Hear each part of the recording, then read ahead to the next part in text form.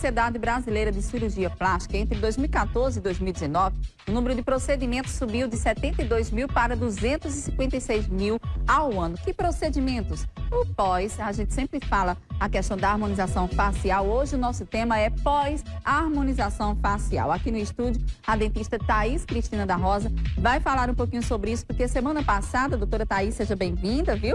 Semana passada a gente já trouxe aqui uma introdução a respeito do tema, as pessoas que estão aderindo à harmonização facial, que gostam de dar aquela remodelada, mudança no rosto como um todo, mas muitas vezes esquece de como manter todo esse procedimento e principalmente na questão do pós, alguns cuidados, não só para permanecer com o procedimento, mas para não ter outros riscos à saúde. E aí é onde eu gostaria de tirar essa dúvida. Há riscos para quem realmente, de fato, não se cuidar no pós aí, nessa questão da harmonização facial? Bom dia. Bom dia, Sabrina. Bom dia a todos. Com certeza tem riscos, dependendo do procedimento que foi realizado para harmonizar. Tem risco sim, tem risco de infecção, tem risco de manchar, né? Então, de queimar, a pessoa precisa realmente ter um cuidado em casa, dependendo do procedimento. Muito bem, a gente traz aqui algumas fotos, alguns detalhes de alguns artistas que fazem, tomando como por exemplo, porque algumas mudanças são bem radicais. Estênio Garcia, você vê que toda a parte da estética dele é aqui também, Gretchen, ou seja, são pessoas que assim, se adequam a essa situação aí e às vezes traz o exagero. Nessa questão do traz o exagero, algumas pessoas até retiram de volta. Já vi alguns artistas, botam muito botox, depois querem tirar, aumenta muito os lábios, depois querem retirar. Essa transformação, esse tempo todo, bota e tira, traz algum prejuízo? Olha, geralmente os produtos que são utilizados hoje, eles são reabsorvíveis, eles não são para durar assim a vida inteira. Então eles vão, com o tempo, vão sumir, como botox, preenchedores. O ideal que seja assim, como o osso, a face está remodelando, isso. Imagina colocar um produto que não remodela, né? O que aconteceu antigamente, que as pessoas colocavam preenchedores definitivos. Vai mudando o arcabouço e o produto tá lá. Então você enxerga de longe que tem alguma coisa bizarra, estranha. Isso. Né? E aí esses que reabsorvem são excelentes, porque eles vão se moldando, eles vão e depois você vai colocando de novo. E eu acho que o natural, assim, hoje em dia a tendência é não colocar exageros, né? Antes era, todo mundo queria transformar, hoje a gente quer disfarçar, que você olha para a pessoa e você não sabe o que ela fez. Sabe que ela tá bonita, sabe que ela tá jovem. Tá bem cuidada, mas que não percebe que fez alguma coisa. Algum procedimento, exatamente. O que me preocupa muito é justamente nessa questão do arrependimento, dessa ida e volta, essa questão toda, desses exageros, a falta do cuidado e ali causar algum tipo de infecção, se é comum ter algum tipo de infecção nesse sentido. E porque assim, o processo de envelhecimento ele vai continuar, não para, né? E se a pele ela vai se adequando com relação ao procedimento que você fez. Muito bom na hora quando você fala assim, que há elementos que possam se adaptar e outros não. Quais são os mais recomendáveis, então, nesse sentido, que não prejudique o nosso processo de envelhecimento da própria pele? O envelhecimento vai acontecer, o efeito da gravidade vai acontecer. O ideal é a gente retardar. E o ideal é usar produtos que estimulam colágeno e elastina, que é uma produção interna. Para isso, o legal também é fazer uma boa alimentação, dormir bem. Você estava falando antes no primeiro bloco, evitar cigarro, álcool, né? Hábitos saudáveis. Mas dos materiais, aqueles que estimulam você produzir. Isso. Né? Isso, então tem o colágeno. Hidroxiapatita de cálcio, ácido polilático, fios. O preenchedor com ácido hialurônico também é muito bom, muito válido. Ele atrai a água, ele hidrata, dá volume. Já está dizendo, ele está estimulando uma coisa que você pode, né, produzir em mais qualidade no seu organismo. Eu fico muito na dúvida nessa questão de harmonização orofacial, harmonização facial como um todo. Existe diferença? Eu queria que você me explicasse um pouquinho sobre isso, porque muita gente também começa as mudanças da face através do sorriso. Há uma diferença nesse sentido? É recomendado. O nome, esses termos, é só questão didática mesmo, o que surgiu primeiro. Antes não existia essa especialidade, então tinha uma turma que falava harmonização facial e outra turma que falava harmonização orofacial. Mas é harmonizar o sorriso com a face. Então, e o ideal é que se comece pelo sorriso, porque muitas vezes as pessoas perdem a altura dos dentes, desgastam os dentes ou tem falta de dentes. Então, não tem como compensar, colocar preenchedores ou colocar... Não tem produto que vai substituir a altura dos dentes ou o alinhamento e tal. Tem pessoas que não cuidam do dente, daí procuram sempre cuidar da face e fazer os procedimentos.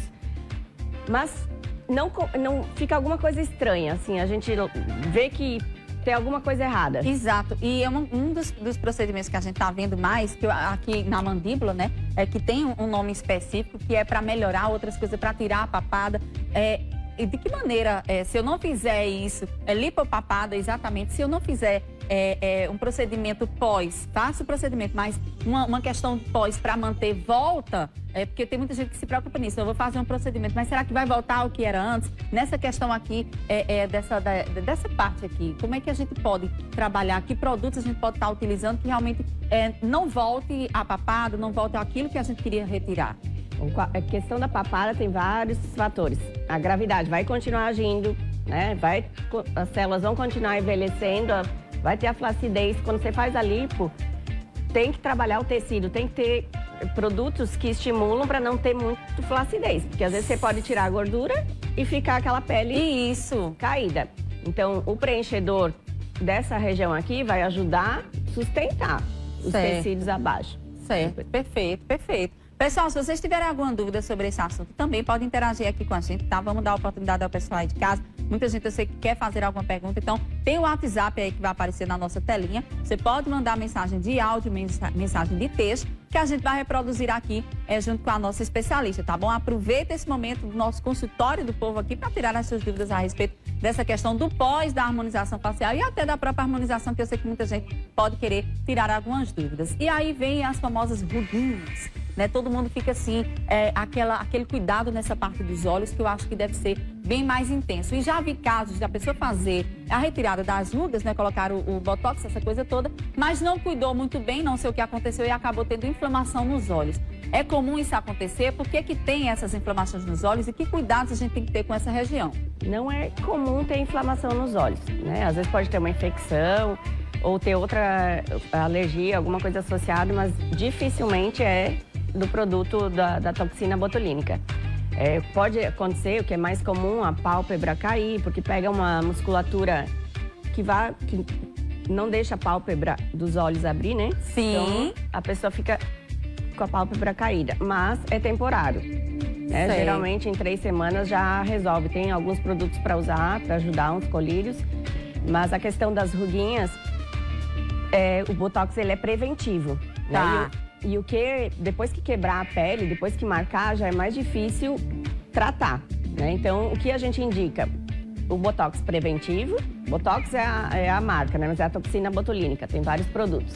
E hidratar sempre a pele, de manhã e à noite, no mínimo, né? Um produto que tenha Debepantol, alguma coisa. Certo.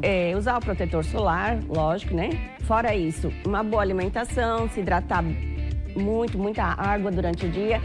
E aqui, principalmente, que é um lugar quente, eu sugiro até hidratar externo, né? Certo. Além do também creme. de vez quando dá aquela borrifada ali facial. Tem Legal. as águas termais que a gente compra na farmácia e é ótimo porque elas já têm os sais necessários, né? Muito bom, evita a gente perder a água, né? Até uma pele assim que seja oleosa, a pessoa, não vou colocar creme para não deixar mais oleoso. Mas tem alguns casos que ela vai criar oleosidade para tentar parar de ressecar. Isso, justamente para proteger a pele. Em alguns casos. Então, para todos os casos de pele, está indicado hidratar. Hidratar e jogar água. Muito bem, muito bem. A gente vai falar daqui a pouquinho sobre alergias também, que muita gente tem dúvidas sobre isso. Mas antes, deixa eu já colocar aqui na telinha uma pergunta do pessoal de casa, quer tirar a dúvida? Vamos lá? Existe botox preventivo? A partir de quantos anos é interessante fazer? Existe, sim. O botox ideal que fosse para todo mundo, né? Já fazer preventivo antes que comece a marcar. De acordo com as expressões, cada um tem um jeito de fazer. Tem pessoas que fazem muito assim, outras fazem muito assim, depende. Outras marcam aqui, depende muito da genética e os hábitos. Então, algumas pessoas a partir dos 20 anos, 25 anos já podem fazer. Outras não têm necessidade de fazer tão cedo, porque você vê que uma pele lisa, por mais que ela só vai mexer, ela só vai marcar quando ela faz alguma expressão. Né? Tem algumas pessoas, depende da genética. Muito bem, tá respondido. E aí, essa questão das alergias? Existe alguém que pode ter alergias a algum tipo do produto, de utilizar a questão do Botox e tudo mais? Se tem como antes saber se você tem alergia ou não, se você está apto a usar o produto, tem alguma contraindicação? O ideal é fazer sempre o teste alérgico antes, né? Porque depois que tem alergia já é mais difícil de tratar. E também pode tomar antialérgico antes para evitar um problema maior. Muito bem. E fica muito aquela pergunta a respeito de quem usa aparelho, que está no movimento assim de ou facetas ou qualquer questão já na arca dentária e que está querendo fazer procedimentos aqui. Se é recomendado ou se não é recomendado, se espera logo você fazer o tratamento dentário para depois começar as aplicações? O ideal é terminar o tratamento dentário, porque vai fazer algo definitivo. Vamos supor que você vai fazer um preenchimento, quer fazer um preenchimento na boca, né? Ou tratar as ruguinhas ou algum procedimento nessa região. Se você está usando aparelho, pode ser que os dentes movimentando já vai dar mais volume ao lábio, né? Então, quando termina o tratamento é que vai ser avaliado o tecido mole e os dentes para saber se precisa preencher ou não. Talvez tenha que preencher mais lá na frente, né? Porque os tecidos vão murchando, vão diminuindo. A mesma coisa as facetas. Tem como compensar, né? Colocar umas facetas, às vezes, mais espessas para ganhar volume no lábio. Muito bem, ou altura. Muito bem. Tá aí. Doutora, muito obrigada por tirar aqui as nossas dúvidas, por interagir com a gente, compartilhar esse conhecimento. Deixa aí os minutos finais para os seus agradecimentos e onde é que a gente pode te encontrar nas redes sociais, quem quiser tirar alguma dúvida também. Desde já, gratidão, viu? Eu que agradeço. Obrigada. As redes sociais? Thaís Cristina da Rosa ou Odonto Galerie. Tá aí, então, pessoal que tiver alguma dúvida, olha, acessa lá nas redes sociais dela, tá? Para poder tirar as suas dúvidas a respeito de como se tratar nessa questão do pós-harmonização facial. Tá gostando do assunto? Pois tem muitos outros assuntos aqui pra gente debater no nosso programa, inclusive hoje.